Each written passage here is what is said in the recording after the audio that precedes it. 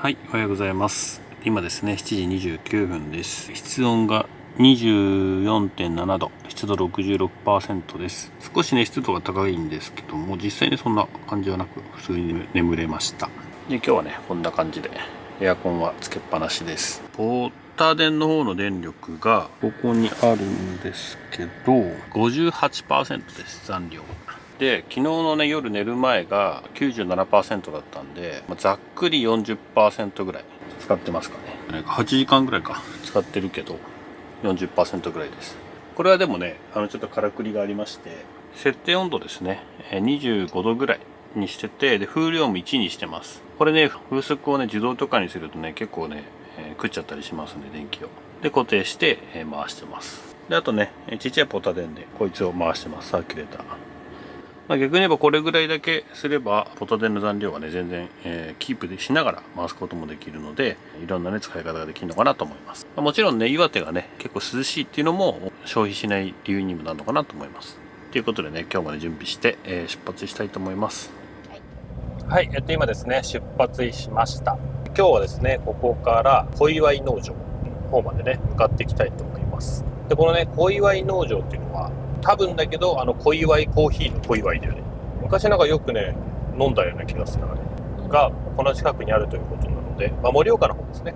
ここからね25キロなんで割と近いです。で今日はねそこの小岩井農場行って、で朝ごはんねまだ食べてないので、そこでね朝ごはんを食べて、お昼ごはんはねちょっとまた別のところを考えているのでそこに行って、で夜はですねちょっとお一方お会いする方がいますので、そこにね今度向けて走っていこうかなと思っております。はい、なので、まずはですね小岩井農場向かっていきたいと思います。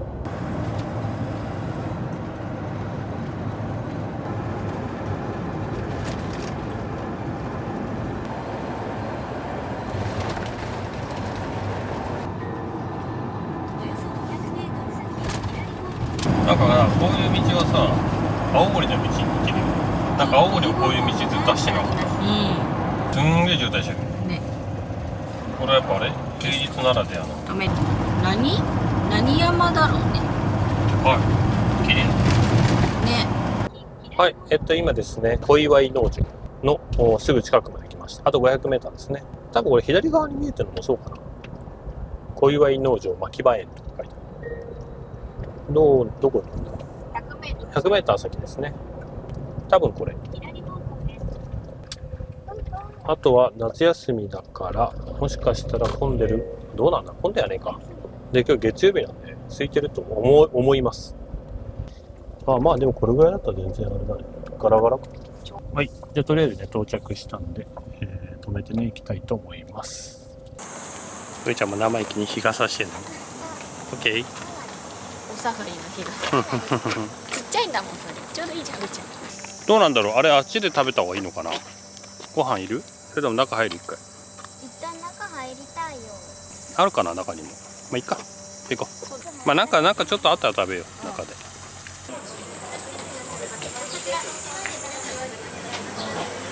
いや向こうはバーベキューとかか。がっつりでしょ。うん。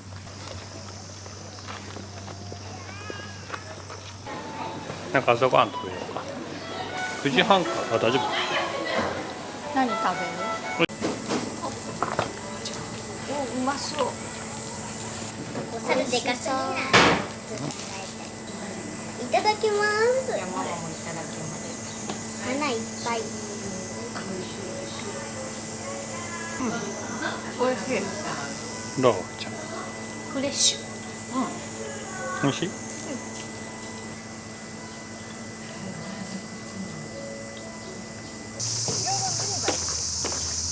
あれ焦ぐやつだね。うーちゃん解放。大放中。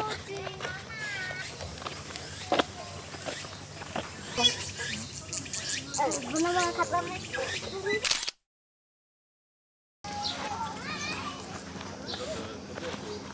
あ、もっと欲し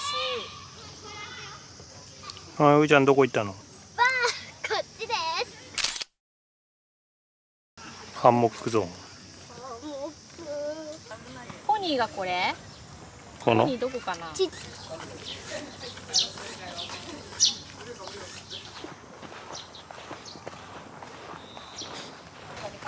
すぎない？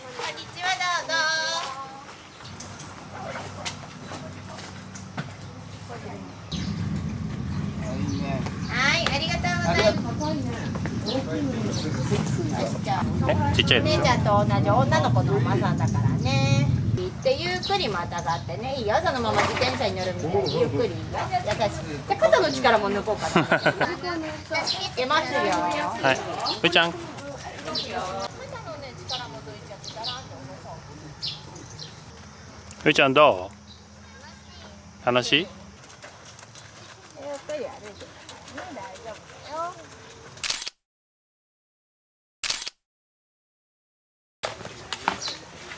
最後は笑顔だったよ。はい、うーちゃんの夢は？ポニーを飼いたい。買いたい。ちょっとパパたちはポニー飼うのは無理やな。ボンちゃん飼うので精一杯だから。何がいましたか？さっきうーちゃんが乗ったポニーさんやからちょっとちっちゃいんじゃない？ほら、うーちゃんが餌くれると思って来てるよ。ほら。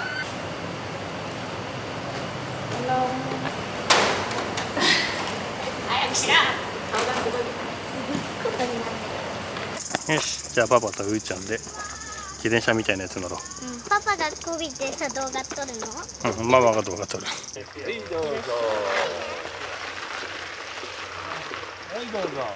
パで。そうだね。面白いね。自転車乗ってるね。もう一周できた。もう一周？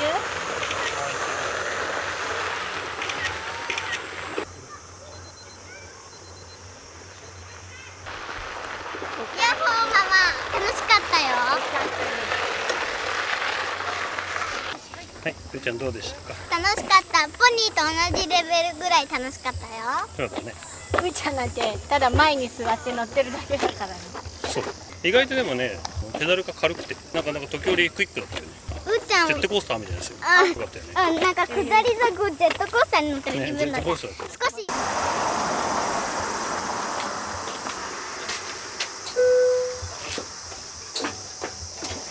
でね、小祝農場の牛舎の方です。馬の次はモーモーです。敷地が広い。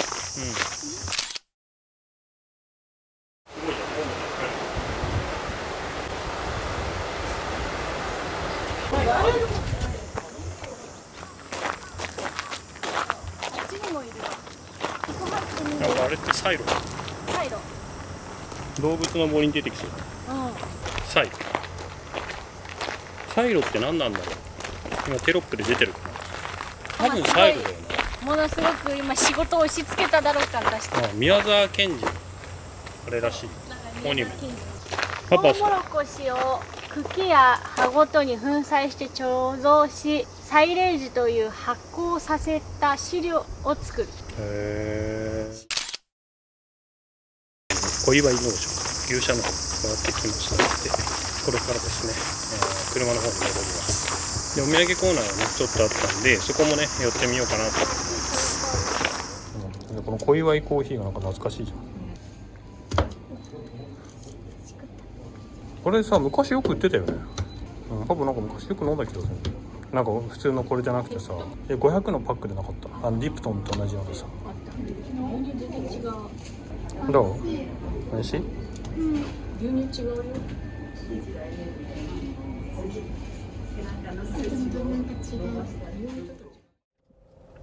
はい、今ですね、小祝農場の方に行ってきました。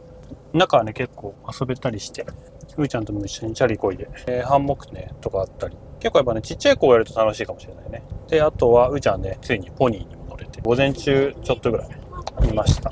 で、今日はですね、これから、変な時間にね、朝ごはん食べちゃったのもあって、まだね、そんなお腹空いてなくて、先に、ちょっとね、盛岡八幡宮に行こうかなと思っております。いい景色じゃん。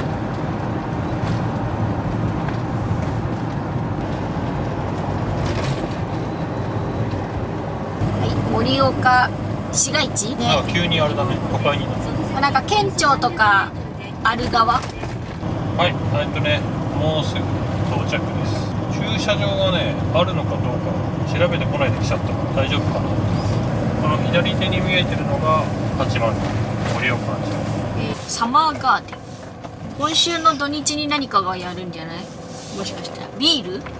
よし、じゃあ行こう。結構大きい。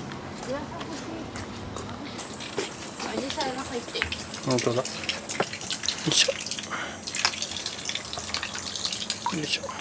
暑いね、下が白いから余計に眩しい。これは何？あれ多分あれじゃないかな。違うところのあれがいっぱいあるんじゃない？文書じゃないけどちっちゃいやつあるじゃん、よく。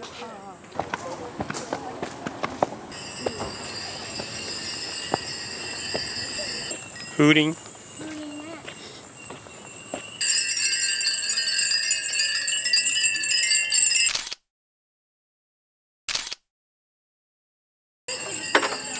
どうぞ。金色のやつにしてみれば。あ、取れた取れた。じゃあはい。あ、これがおみくじ。持って帰っていいってことでしょ。反対に向けて。稀にこれに当たりが入っていたら特大のこれと交換してくれるらしいよ。小吉です。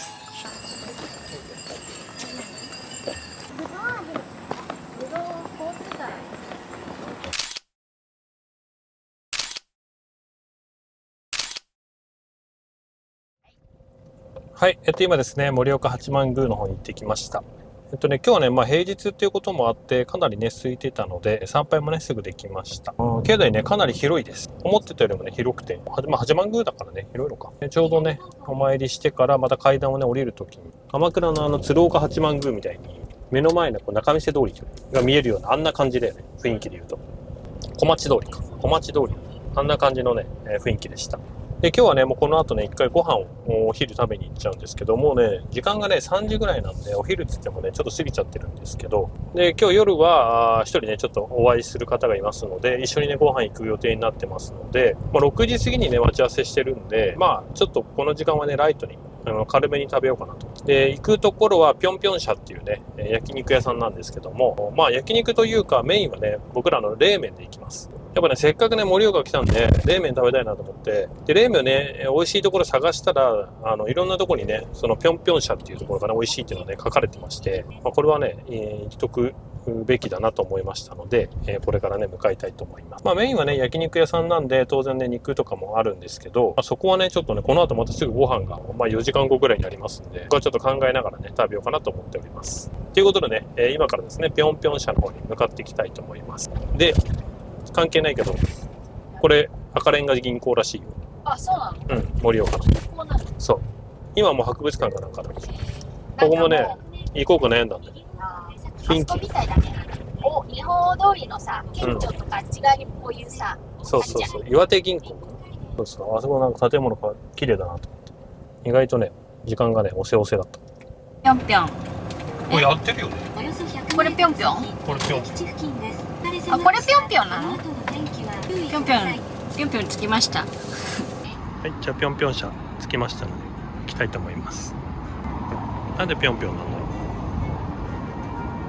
う。いい匂いやね。じゃあ行こう。まずこれでしょ。これのハーフにして、冷麺と、あとネギタン塩。ネギタン塩と、あとなんかいいよ、好きなことある。それにしよっか。次は食べれないでしょ。2、3個ぐらいなんか適当に食べよう。結局タン塩持ったの。あとなんだっけ、カルビとハラミか。焼けそう？焼けるね。まだちょっと冷麺来てないけど。とりあえずお肉は来た。少しずつ食べて。ほんとだ。スイカが入ってる。ちなみに冬はなしって書いてある。夏はスイカ。へえ。本場の冷麺。太麺太いね。すごいね、うちゃんからスイカ入ってる。いただきます。パパも食べよう。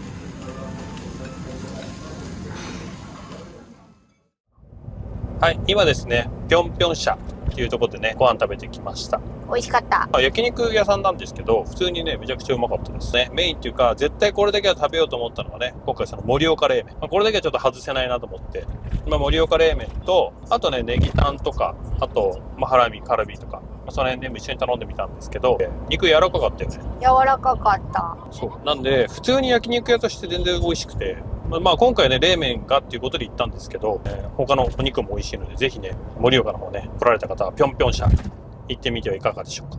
何店舗かこの辺りにあるみたいで。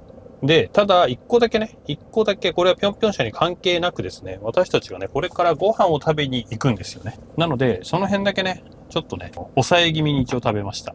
あと1時間半後、2時間後ぐらいにはご飯をまた食べるんで、まさかのね、ちょっと時間がずれちゃって、思った以上にね、小祝いにいたんで、ちょっとね、予定とこう順番が入れ替えになっちゃって、これからですね、今日は、実はですね、キクシンさんにお会いします。キクシンチャンネルのキクシンさんです。キャンバケね、来られてる方はよく知ってるかと思うんですけど、一緒にね、キャンバケ、一緒にやってるメンバーです。キャンバケメンバーです。で、キクシンさんもね、ちょっとね、場所は言えないんですけど、岩手県内でね、ずっとやられてるので、この辺のことはね、すごいよく、詳しく知ってる方だと思います。もちろんね、キクシンチャンネルっていうね、YouTube でもううちよりも全然登録者も多くて、長いこと、やってますんで、ぜひね、キクシンさんのチャンネルもチェックしてみてください。概要欄にね、貼っておきます。で、今日はキクシンさんのとこに行って、なんかね、車もね、置かせていただけるみたいなので、車を置かせてもらったりとか、ちょっといろいろね、お風呂も借りたりとか、いろいろ予定しております。昨日連絡したんですけどね、昨日連絡して今日いいよみたいな、めちゃくちゃいい人です。一応ね、そのキャンバー系の時にもね、もしね、岩手に来ることがあれば、連絡してねって言ってくれたのをもうすぐ連絡したんで。容赦なく連絡する。なんせね、僕らもね、行きのタイミングでまだ決まってなかったんで、岩手行くって決めてからもうすぐ連絡して、とりあえず予定を作っていただいたので、これからですね、向かっていきたいなと思ってます。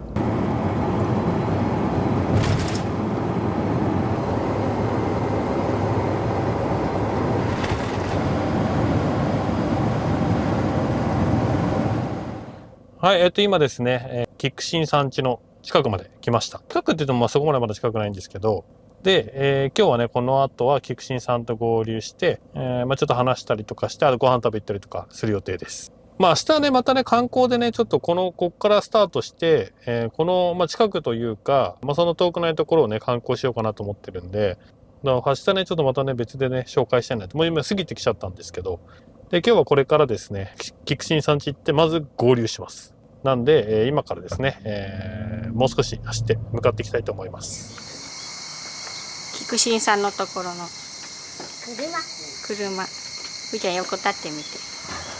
かわいい。いいね。うーちゃんでも乗れそうだね。ほら見て。後ろに看板が。監督。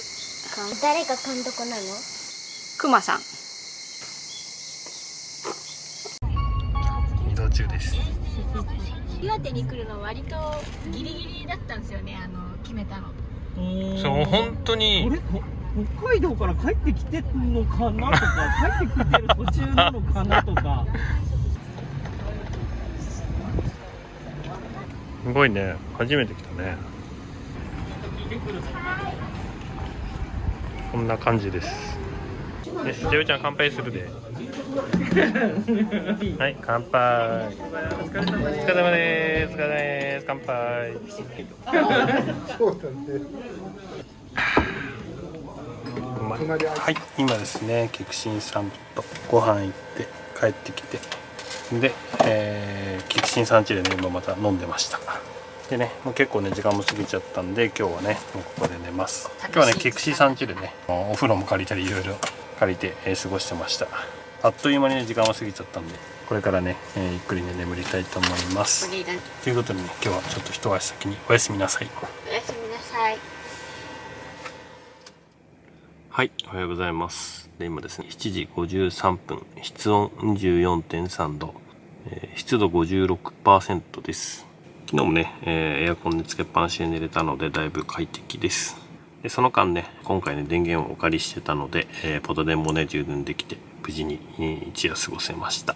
昨日はね本当ね楽しい夜だったので、キクシンさんにはねすごく感謝しております。いろいろとねトイレとかも貸していただいてて、今もね使わせていただいているのですごい助かりました。で今日はですねこの後平泉の方まで行って、観光をしようかなと思ってますので、準備して出発したいと思います。はい、今ですね、キクシンさん家を出ます。じゃあすいません、いろいろとありがとうございました。またありがとうございました。ありがとうございました。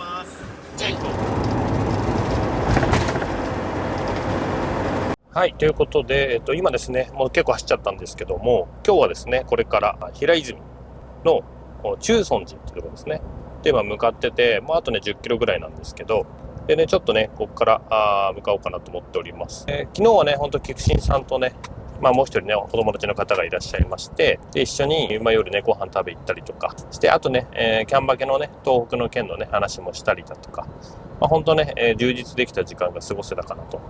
前日にね、連絡したんですけども、本当快くね、いいですよって言ってくれたので、僕らもね、すごい助かりました。でね、キャンバケもね、東北でもやりますし、その後九州もやりますし、今年の最後はね、関西の方で、和歌山で、またね、みんなで集まって、最後ね、締めくくれればいいかなと思ってますので、ぜひね、和歌山のキャンピングカーバケーションの方もよろしくお願いいたします。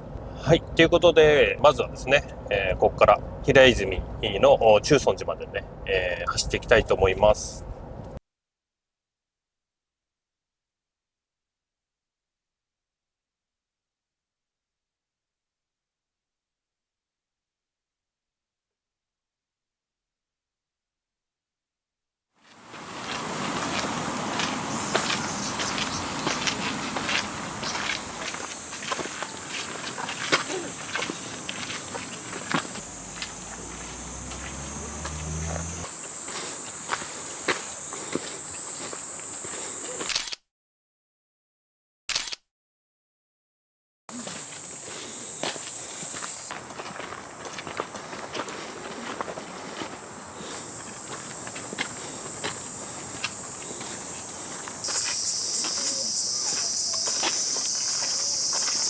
御朱印所って書いてある。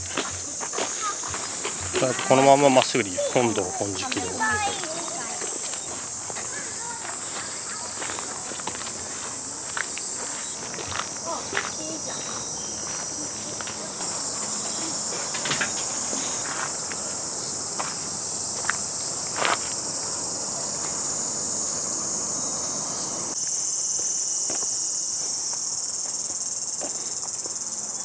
よし。結構ね、これで今中尊寺の本堂と金色堂もね、もう少しで着くかと思います。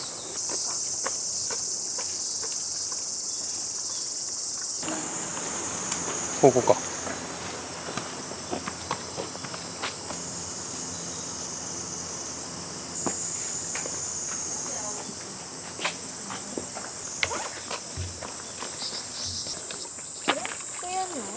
そうだよ。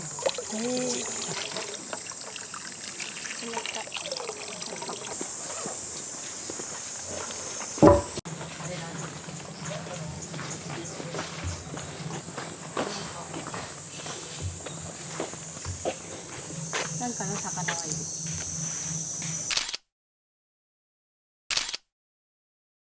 向こうだよね。うん。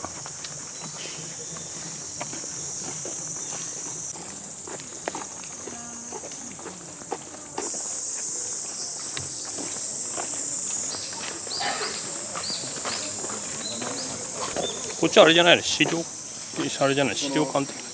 あ、資料資料館だ、配管系。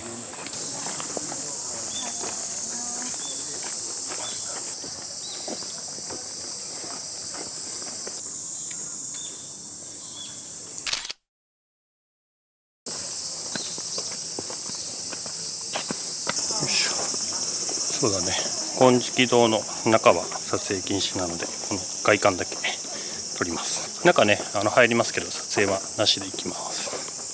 とりあえず今、中入って見てきました。金色堂。すごいよね。金色だった、ほんと。ちょっとね、撮影はできなかったんですけども、すごい綺麗です。初めて見たい。また神秘的でしたね。うん。でもここからね、中尊寺は戻りで、あとね、中尊寺の方の御朱印もまたもらいに行かなきゃいけないんで、パパッと行っちゃいます。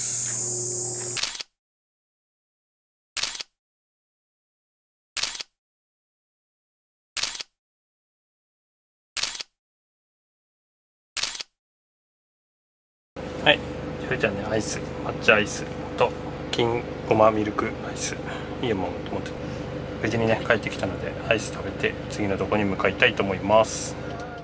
はい、今ですね、中尊寺の方行ってまいりました。思ってたよりも広いです。迷うことなくね、一本の道でさーっと行けるんで、その辺はね、気にせず歩けるんですけど、割とね、坂だったりするので、夏はね、ちょっと疲れる。で、奥の方に行きますと、金色堂がありまして、そこがね、拝観料別料金なんですけども、すんごい綺麗です。金色動画。あれでも一応修復品なのかな、リアルタイムなものじゃないのかもしれないんですけど、それにしてもすごいです。ぜひね、この辺来た方は、来られる方はね、見に行っていただきたいなと思います。はい。で、これからですね、その中尊寺から約2キロぐらい離れた毛通寺っていうところですね、今向かってまして、こちらもね、結構有名なところなんですけども、確か世界遺産登録されてるところですね。そう、これ、あれ、どっから入んだろう。駐車場が、これは違うのか。はい。ということでね、毛通寺にあっという間にね、到着です。そ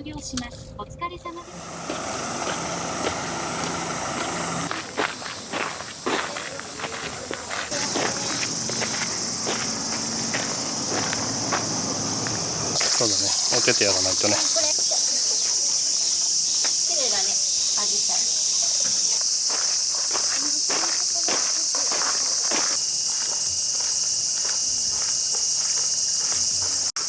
見て、行ってきてごらん。見てみる？うん、ボート。そう、ボートみたいな。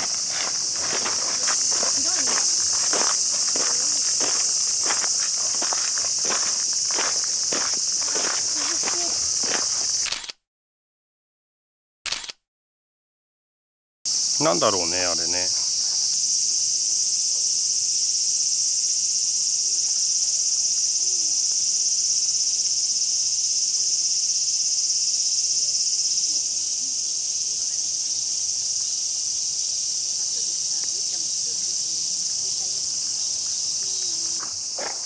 これのことかな。これは毛通寺の源図。すごいね。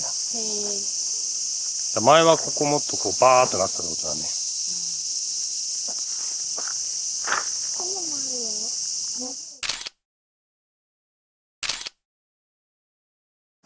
結構ね、暑かったんでささっと回っちゃいました。今日はね35度ぐらいまで上がるってことなんで、だいぶ灼熱です。はい、今ですね、毛通寺の方行ってまいりました。中はね、結構広くて、今日平日ってこともあってそこまでね人もいなかったので、逆にねゆっくりねすることができました。本堂の方行ってね、御朱印も書いていただいたりとかして、あれなんだろう、池なのかな、庭園そうがあって、ちょっとそれをね眺めたりとかして、で、出てきたところなんですけども、今日ね実はねこの後にちょっともう一個行きたくて、この近くにですね格好団子っていうね、なんかね空飛ぶ団子っていうのがあって、でそれがねまさかこんな近くにあるってこと知らなくて、それをねちょっと気づいちゃったんで、そこにねお店に行ってみようかなと。ここから7キロぐらいなんで割とねすぐ到着するかなと思います。で結構ねこの辺ね平泉のあたりすごいねこういう感じで景観がすごく綺麗です。結構こういう景色がねずっと続いてて、この辺の地域はねコンビニとかガソリンスタンドもマークが茶色くなるやつですね。景観を崩さないっていうやつ。そうそう、景観をね損なわないようにするために今茶色くしてあるっていうところの地域なんで、すごくねやっぱ綺麗です。なんか岩手も岩手で結構山があって、多いね、緑がある感じが、また夏だからっていうのもあるけどね。この感じが今見えてるこの感じがね本当に夏って感じの景色かなと思います。なんか中尊寺は逆に紅葉時期に行ってもすごい綺麗そうな感じだったなって、こう、そうだね、もみじとかあったからね。結構ね前から見てても果てしなくこう緑が続いていくような素敵な景色。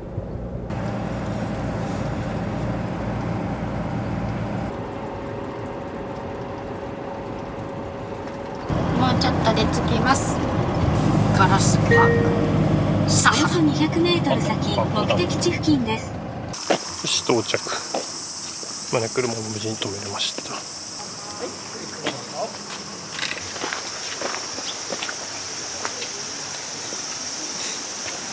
から手をつけたのか。ね。行ってみましょうや。すごい。ちょっとこのガラス感気になるけど。ガラス店か。行ってみよ何なんだろうね、これね。はい、こんな感じでですね、格好団子っていうところですね。空飛ぶ団子。なんかワイヤーっぽいのあるわ。ね、注文の仕方がわかんないんでね、ちょっとね、お店の方まで来てみました。空飛ぶ団子を営業しております。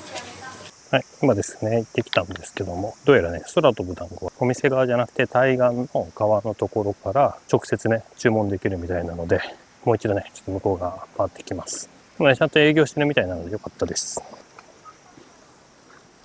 はい、こんな感じでね、あそこから頼めるみたいです。真ん中のところから。で、こっち側から渡っていくと。ここからね、注文して団子が飛んでくるみたいです。ん？書いてないの？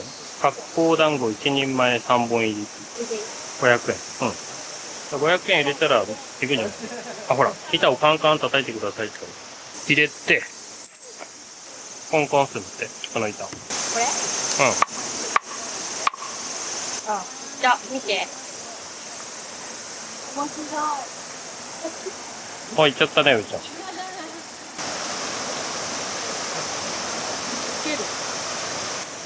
これどうやって帰ってくるんだろう？そのまま持って帰ってくるのかな？あ、うーちゃんお団子帰ってくる。来たー、結構速いスピードで来る。ウケる。あ、来た来た。なかなかいいスピードで来るじゃん。おお。あ、本当だ。3人分のお茶くれた。これさ、お茶ようこぼれないね。そうですね。よし。横にね、こぼったらベンチあったんで、ベンチに来ました。うーちゃん何団子？みたらしと、黒ごまと、あんこ。みたらしって甘い？あ、そういや、どっちも甘いんじゃない？醤油みたい。じ全部甘い。うん。食べてごらん。ゃあ一個だけ食べてみよう。一気に1個はくだそうです。どう？食べれそう？食べやすい。あ、そう。くどくない。なんかそのお茶が意外と美味しかったよ。普通にちゃん。と1個しか買ってない。人参。そうそうそう、人数分のお茶をくれたっていう。かなり良心的です。よし、じゃあパパも食べよう。はい、今ですね、原美系っていうのかなっていうとこの発酵団子ですね。行ってきました。今ね、見えてる、ちょっとこう、祠というか屋根があるところですね。あそこから注文して来るっていうね、なかなか面白いスタイルです。で、割といいスピードで行くよね。うん。場所でも良かった。うん。まあ、これ多分休み中に来たらめちゃめちゃ混んでるのかもしれないです。で、今日はね、平日に来たんで、逆にね、その辺が空いてるとこだったので良かったのかなと思います。はい。ということで、今日はですね、これから、この旅始まってから、まだ一回もね、ちゃんと買い物実は行ってなくて、ちょっとね、さすがに買い物しないとまずいってことなので、一度ね、スーパー、なんかどっかスーパー行きます。それからちょっとまた考えて、まあ、もしかしたら今日はちょっと早めにお風呂入って移動しちゃうかもしれないです。あとちょっとね、明日も距離があるんで、ここだけね、ちょっとね、考えながら行動しようかなと思っております。まあ、とりあえずね、よし。無事ね、買い物が終わりました。他に戻って、ちょっとね、気になる酒造があったので、に行きたいと思います。はい、今ですね、買い物の方行ってきました。まあ、買い物はね、どこにでもあるイオンだったんですけども、結構ね、イオンの中って、ご当地物とかもね、置いてたりするので、意外とね、見てると楽しいです。で、その中でね、昨日ね、ちょうど菊池さんと飲み行ってる時に、出てきた日本酒の中で、岩の井っていう日本酒の酒造があったんですけども、でこの岩の井酒造っていうのがどうやらね、ここから30分ぐらいで着くみたいなんで、日本酒をね、買いに行こうかなと思っております。だってイオンの中でも売ってたんですけど、もしかしたら酒造の方ね、行った方がもっとね、いろんな種類あるかもしれないんで、せっかくなんでね、岩の井酒造の方にね、今から行こうかなと思っております。あー、景色すげえな。何も遮るものがない。ない。岩ってなんか思ったより緑だな。米がやっぱりすごいね。はい、もう到着します。あとね、600メーターぐらいです。岩の井酒造さんですね。ここの道を先に行ったところかな。止められるのかな。どうだろう。これだ。どれ？左。この曲がったところが地酒あります。結構奥まったところにあるね。お。はい、岩の井酒造さん買いました。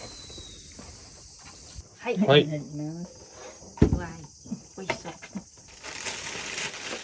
すぐなくなってしまうかもしれない。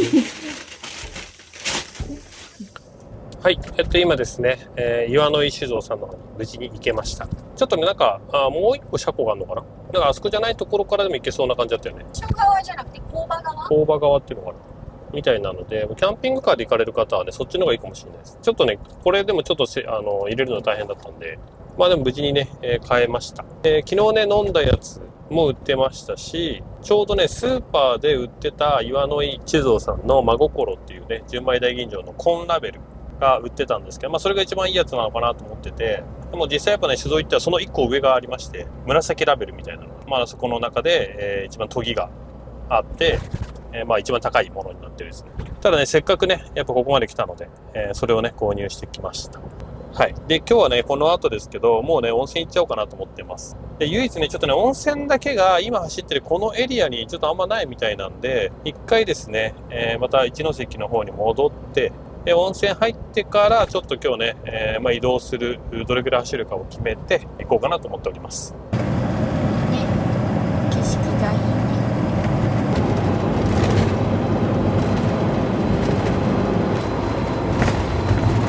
綺麗だね。はい、あとね、少しで、到着します。一ノ関温泉ですね。この橋を渡って、曲がったら着くような感じかな。よし、この中にあんのかな、もしや。家の中っていうか、この敷地内。うん。はい。じゃあちょっとね、回っていきたいと思います。よし、温泉来ました。一ノ関温泉岩の湯です。ちょっとお天気雨で急ぎ足です。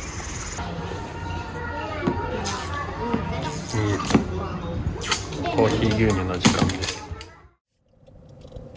はい。今ですね、温泉の方に行ってきました。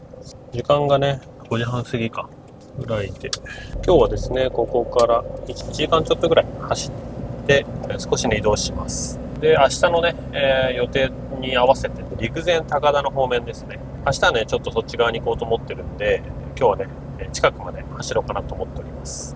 まあもうね、お風呂も入って、もうやることないんで、今日はね、走るだけなんで、こういう時にね、動こうかなと思っております。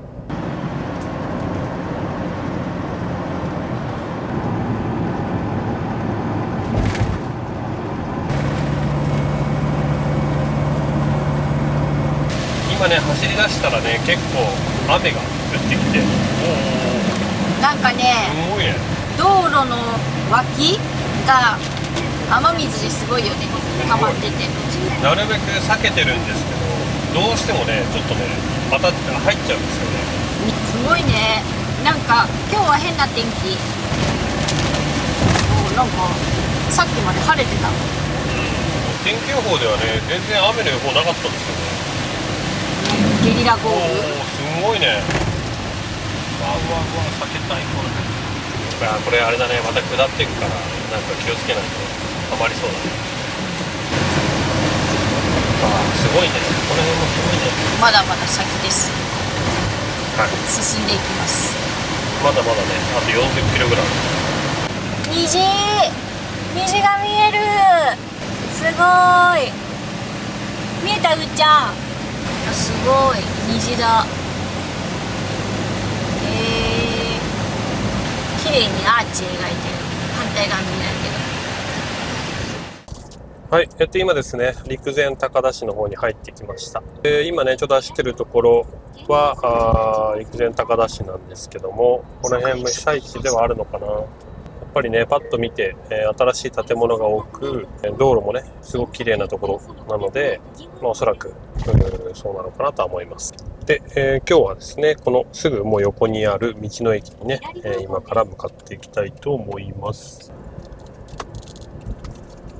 こういうところをね、まあ明日ね、少しね、実際に回っていろんなところをね、お伝えできればなとは思ってるんですけども、僕もね、今回というか初めてね、実は来たんですけども、まあ、それでもね、やっぱ分かるというか、感づくというか、はい。まあ、うまくね、ちょっとこうね、説明できない感じですね。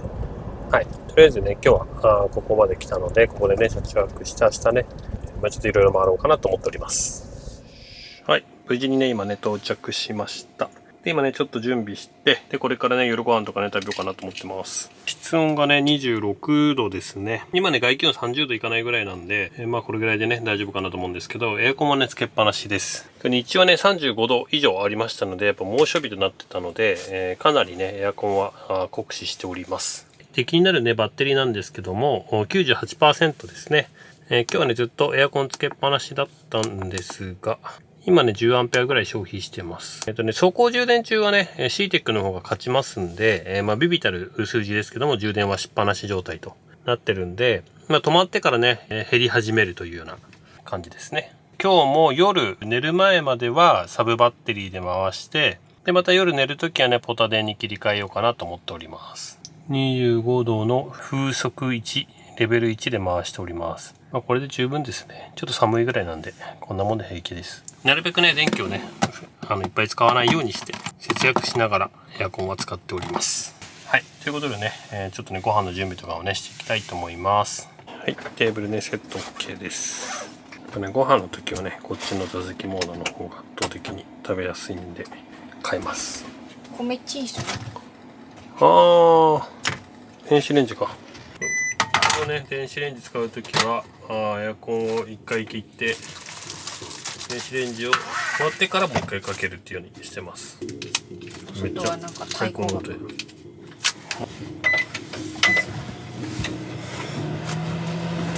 はい、今日のねご飯はねこんな感じになっております。岩手県産のスルメイカ。これはマグロは違かったけど、カツオはホッケ。岩手？違う、茨城？茨城。あとイオンで買ってきたものだらけです。多分みょうがとかは地域のあれだったかな。もうね今日はねこんな感じで簡単ご飯です。だいぶね、もう時間も押してて、疲れてるのでさらっと食べます。でね今日なんでねこの画角かっていうとねちょっとね今うーちゃんがあんま食欲がないということでカメラから外れております。もやもやしております。夏バテかな。今日はねちょっと暑かったんで、まあとはいえねそんな重度のあれではないんでちゃんとねご飯も一応食べれるは食べれるんですけど、まあ、本人がそこで食べたいということなのでこっち側です。ちなみに僕の席から見るとこんな感じですね。パパ今日はね京都ブレンドお茶です。ママは普段通り。ちょっとねやっぱうーちゃんがね万が一なかったら嫌なんでお酒は控えておきます。じゃあ乾杯だけしよう。はい、はい、乾杯。食べれるところまで食べるね。そうしてくれ。いただきまよし、いただきます。今日は日に当たったから結構疲れたな。岩手来て35度以上の日が来ると思わなかったよね。勝手な印象で言うても30度ちょっとぐらいでしょと思ってたけど、猛暑日ってあるんだと。東北でもやっぱ猛暑日ってあるんだなと。今日ね本当ね群馬とかね39度とかでさっきねニュースになってたから全国的に暑かったんだろうけど、その点やっぱね今回はねボンちゃんのエアコンはめちゃくちゃフル活用してますね。いや本当に様々すぎて、熱帯夜でも寒いぐらいで寝れるし、昼間もね帰ってきてすぐエアコン入れちゃうからね。電源あればね。やっぱ使い方が変わるよね、キャンピングカーの。いつものパパの席どうですか？普通です。ちなみにうーちゃんは丸太がないと高さが足りません。うーちゃん丸太クッション。で結構旅で刺身多いよね。多い。やっぱ簡単ね、どこでも手に入るし、海沿いのね県って絶対ねやっぱ何かしらこうさメインの刺身じゃないけどあるじゃん。ラインナップ絶対イカ入ってんだようち。日本酒を飲むようになったから余計にお肉っていうよりかはお刺身の方がより美味しく食べれるっていうか、それもあって結構刺身を選ぶことが多くなった。今日のコメントテーマなんですけど、団子。今日団子食べたから。そう行った団子屋さんね、空飛ぶ団子っていうね面白いシチュエーションのところだったんですけども、せっかくなんでね今日はね皆さんが好きなお団子、例えばみたらしとかあんことか黒ごまとかで、これ意外とお団子のその味というかバリエーションって結構広くて、昔僕ら変わり種で食べたことあるのがラムネ団子だよね。あれ群馬だよね確か。パパが食べてた。そうパパが食べたのがあったりとか、そういうねぜひね皆さんのご当地の中の変わり種とかも一緒に教えてもらえると嬉しいです。で皆さんが好きなのが何団子か。みたらしだったらみたらし団子で、ママはみたらし。ママはみたらしで、パパは意外とずんだ好きなんだよね。うん、ずんだ団子なのかもお餅なのかわかんないけど。ちなみにうーちゃんはお団子があんま好きじゃないんだけど、和菓子よりもねケーキですよ。そうまあね、今日はねお団子の絞って皆さんの好きなお団子教えてください。でうーちゃんみたいにちょっとお団子あんま好きじゃないっていう手がもしいらっしゃいましたら、洋菓子か和菓子かみたいな。まあ多分和菓子だろう、洋菓子だろうな。ご当地のお団子のなんかこう隠し種みたいのがあればそれを教えてください。はい、ぜひね皆さんコメント欄で教えてください。よろしくお願いします。薬味大好き。薬味っていい仕事するよね。生姜も買えばよかったな。うちネギ率高いよね。ネギって最高だよね。いやだね、旅ちょっとわんこそばができなかったのが少しちょっと悔やまれるね。食えないからな、そこまで。なんだよね、もう誰かと一緒に行ってね、そう何かをやるっていう感じで食べるならいいけどね。絵にならんのよね、また。もうお腹いっぱいとか言う。カメラにしとくなよ。良いじゃないんだよ。音声が入ってる。定点カメラにすな。いいね、君たちは食べたら終わりだよ。洗い物増えるのめんどくさいからそのまま食べな。だから言ったじゃん、このまま置けのまま水入れりゃいいんじゃないのって。待って、冷凍したの？冷凍保存だもん。あ、そうなの？水。そのまま食べる。ダメだよ、水入れなきゃダメだよ。あ、ポカリセットでいい。ほんとにさ。これダイレクトに入れちゃう。でも食べるのかな。大丈夫だよ、パパ一人で全部食べるから。7個2000円すべてパパ食べるから。これ本当に溶けんのこれ？結構いい感じの氷で。そうだよ。沸騰しないでね。なんでこれ食べてんだよ。だってダメ水だよ。まんじゅう4つも食うんでしょ。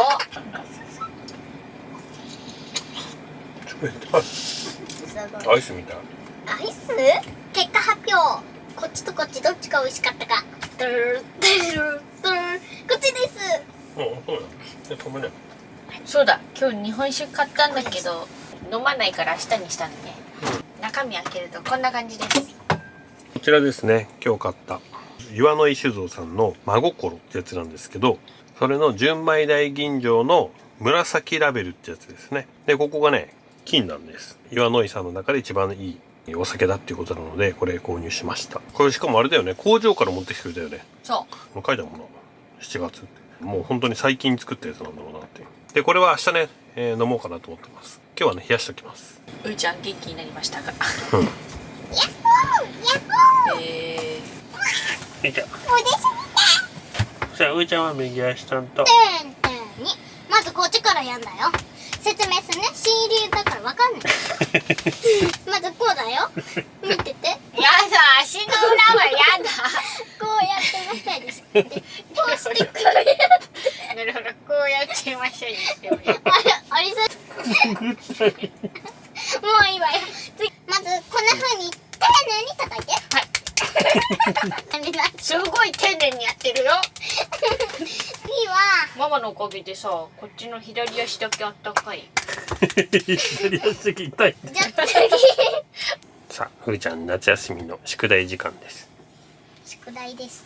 昨日は何したんですか？ポニーに乗った。今日はダブルの虹を見た。にはい。やめて、これやる気のない私たちを取るのやめて。はい、もう寝ますよ。で、エアコンをね切り替えようと思うんですけど、今がね 71% で消費が20アンペア弱ぐらい消費してますんで、これからですねサブバッテリーからポタ電にエアコン切り替えます。明日の朝までねポタ電で回そうかなと思います。設定温度とかはね改善そのままいっちゃいます。はい、で今ですねポタ電この延長コードで、引っ張ってこのカーテンの裏にですねここにポタ電があるので、こちらで今回しております。 100% ですね。今日菊池さんのところで充電させてもらったんでありがたい。これでね今晩は安心して眠れます。じゃあね寝る準備できましたのでもう寝ます。おやすみなさい。ちなみにねエアコンは回しながらママたちは首振りの扇風機をここに1個。ちなみに首振らないから。そのまま固定？こうやってこっちに風が流れるように。でパパの方はこっちですね。このサーキュレーターでちょいとパパの方向、ベッドの方向を向きながら、これで首振るという完璧な体勢です。どうしてもね、なんかね、ここね、やっぱね、あんま来ないんですよね、冷気が。時間かかるんで、ここに来るまでに。それでもなんで、いつくの。や、これ全然違う。これしてあればもう全然問題ない。まあ、狭いからね、車内、言うても。まあ快適に過ごせてるだけマシだよ。さあ、じゃあ、寝ます。はい、じゃあ、おやすみ。おやすみ。バイバイ、おやすみ。バイバイ。